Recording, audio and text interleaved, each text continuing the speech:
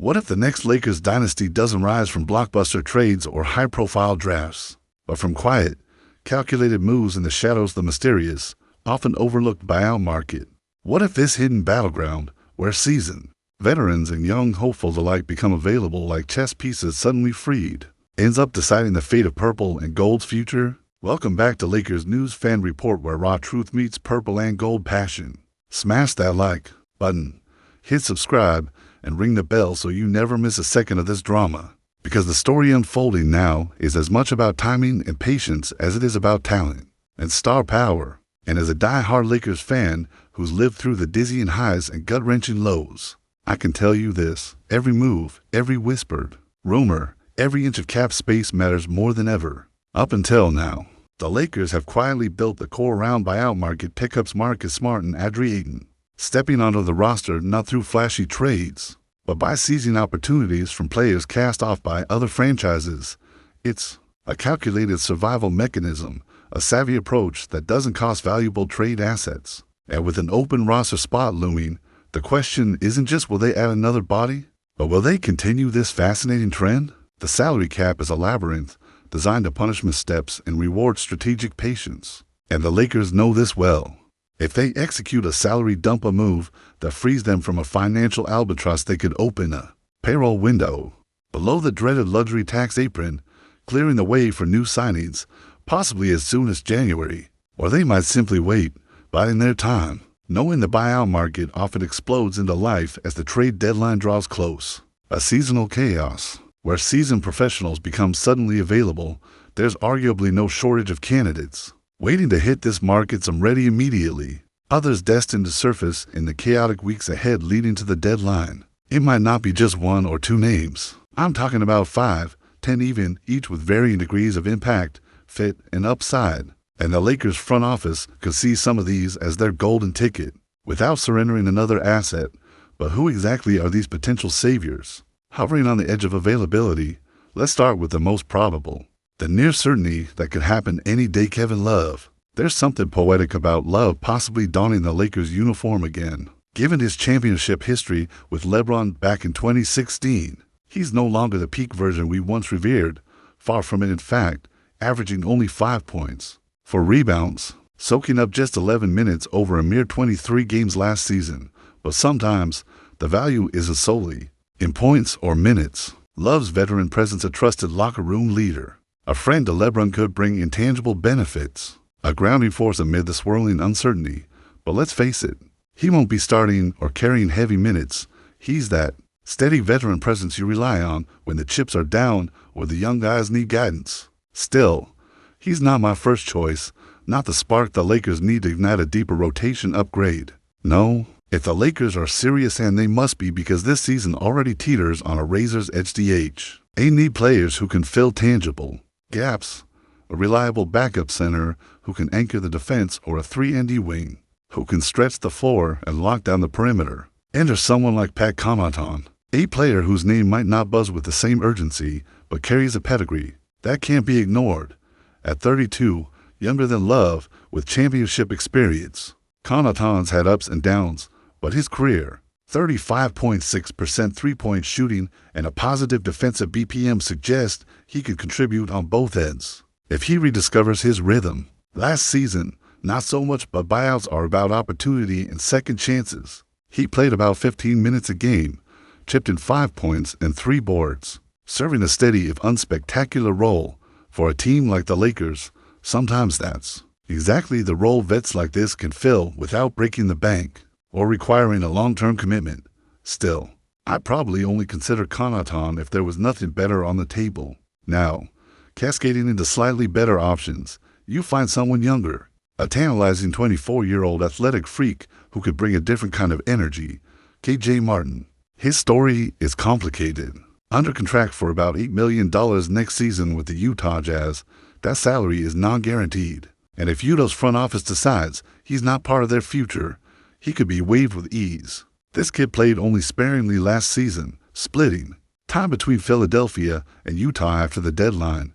But when he did get on court, he shot 55% from the field, fantastic efficiency, except from deep, where he shot a miserable 25.9%. He's a freak athlete, versatile enough to play small, forward, power forward, even some small ball center when the situation demands it. He can hurt you in transition and is the kind of high-energy player who could inject life off the bench. The downside, his lack of reliable three-point shooting next to perimeter visionaries like LeBron, D'Angelo Russell, or Austin Reeves could limit his minutes. The Lakers need dependable shooters, players who can stretch defenses.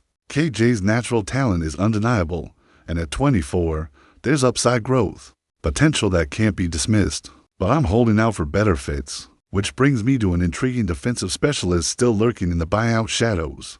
Kyle Anderson. Yes, he's under contract for 2 years, but that second year isn't guaranteed, and the Jazz might just decide to buy him out this season to avoid luxury tax punishment. Anderson's not going to blow you away athletically, and he's not the ideal shooter.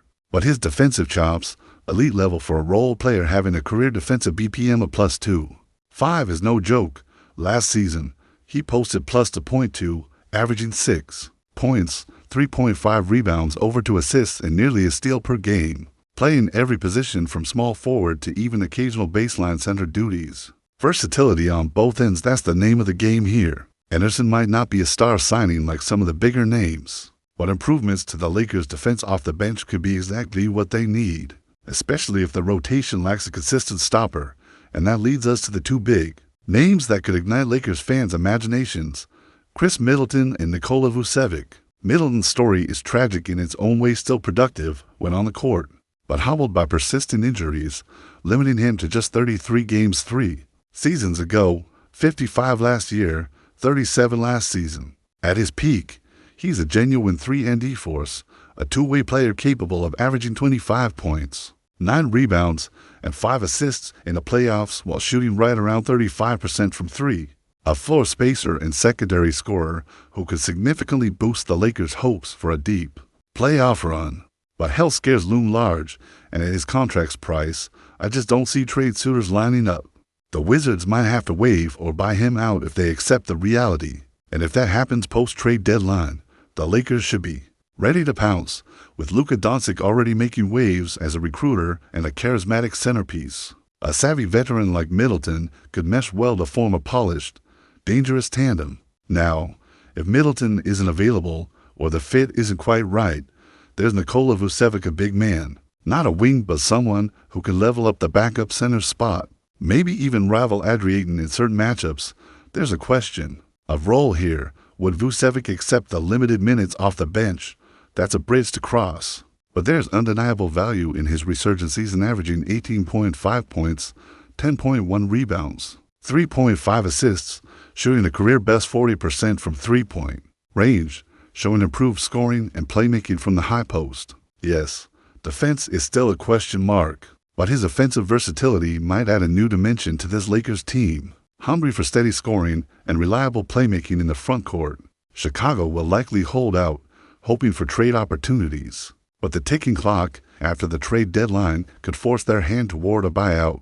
If the Lakers can pair a salary dump move or a minor trade upgrade with a savvy buyout signing, whether it's Middleton's sharp shooting, Vucevic's versatile front court skills, or the defensive reliability of Anderson, they could quietly assemble a final piece to elevate their playoff ceiling without mortgaging their future. It's a delicate balancing act, an intricate dance between financial constraints and roster needs, keyed by the ever-unpredictable buyout market that so far has delivered success for this franchise. So what do you think, Lakers Nation?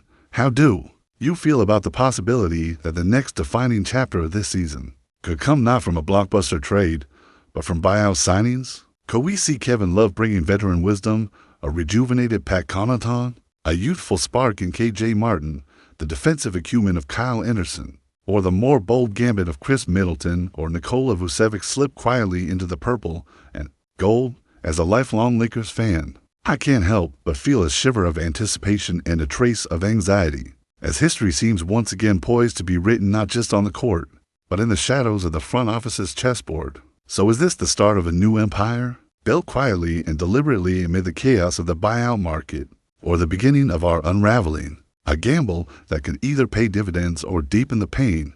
Drop your take in the comments, Sal. Be reading, everyone. Listen, Lakers Nation, whatever you think you know about winning championships, forget it for a second and open your mind to this, because the next great Lakers dynasty might not roar out of the gate with a blockbuster trade or a flashy, headline-grabbing super team announcement. It might just creep in like a whisper, a shadow move in the buyout market that no one outside the inner circle anticipated. The idea that our franchise, one with as rich and painful a history as anyone, might pivot again, not on a Hollywood spectacle, but on slow, unsexy hidden work. It's maddening and thrilling all at once. And here's the truth that stings. LeBron James, an all-time legend battling Father Time in real time, depends on this very calculus. His legacy is hanging it's teetering on what comes next. Because every addition from the buyout pool isn't just a player slot filled. It's a lifeline tossed in the stormy seas of this unpredictable season. Anthony Davis, he's carrying so much on his broad shoulders while battling injuries. Only he knows the full story of we, the fans. We pour our hopes into those strained muscles and wrist braces. But the cold truth is the burden is crushing. If the Lakers stumble, people will say it's AD's team to lose, that his health is the missing link. But what if they never gave him the kind of depth, the bench energy, and that glue guy, the so-called X factor that buyout market magic can provide? This isn't just basketball. It's emotional warfare wrapped in gold and purple. And then there's Austin Reeves, the scrappy kid from Wichita State, who's become a fan favorite, a symbol of grit and hustle. His minutes, his role, could balloon or get suffocated depending on these decisions. Imagine if the Lakers signed Kyle Anderson for his defense and versatility, launching Reeves into a complementary role rather than burying him under a misfit rotation, or say that the Lakers roll the dice on someone like KJ Martin, betting on raw potential to spark a second half of the season to remember. Or maybe they sign middle-of-the-road vet Connaughton, whose name won't blow your hair back, but whose steady shooting and defense could put out enough fires to keep the Lakers competitive. Every single rip off the Band-Aid short-term buyout addition is a narrative twist written into the destiny of Bronny James, who's been patiently waiting his turn. While his father vampires every second he is left in purple and gold, will Bronny inherit a legacy of greatness forged by those quiet, prudent signings, or a franchise still shuffling decks without clear direction? I tell you, the next few months could decide if the James dynasty ends with a whisper or a bang. And in the front office, oh man, the pressure is choking.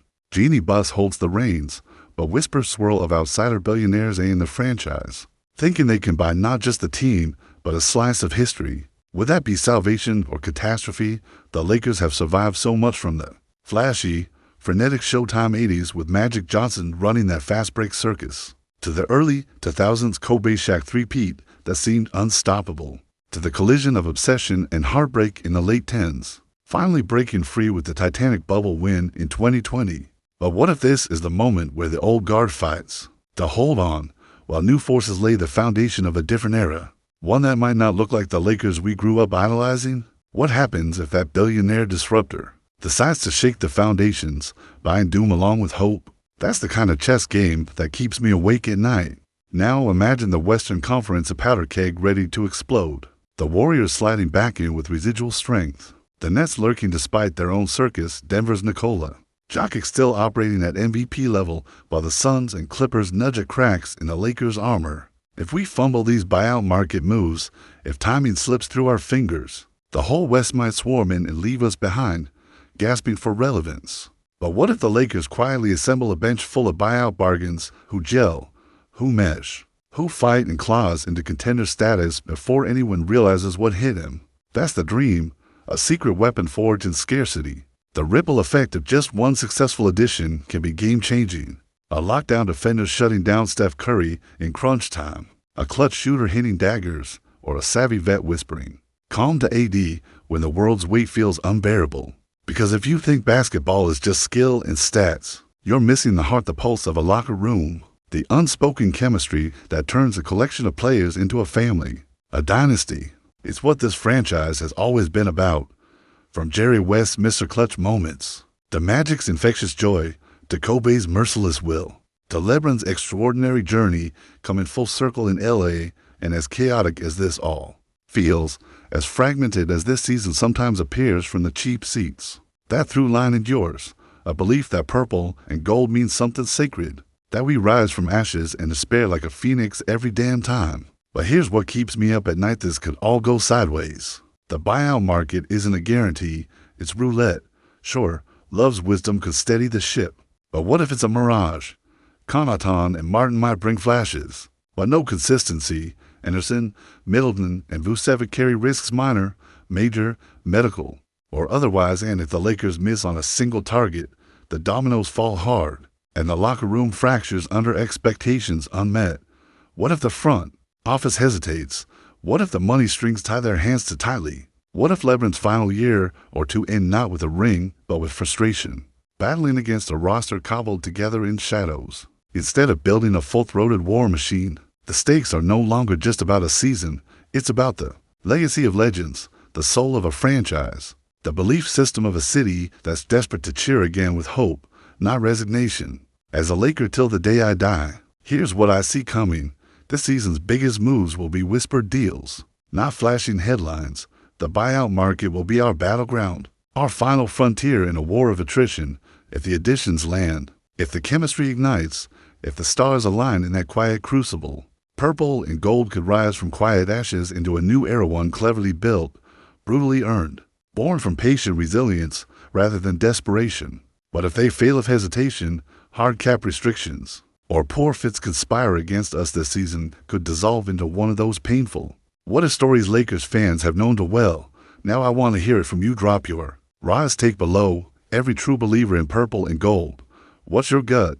Are these phantom buyout moves our salvation or our undoing? Because one thing's certain, no matter what happens, we're not walking away without every ounce of passion and pain etched into our bones. The Lakers are more than a team, they're a heartbeat, a promise, a fight, and this buyout saga is only just beginning.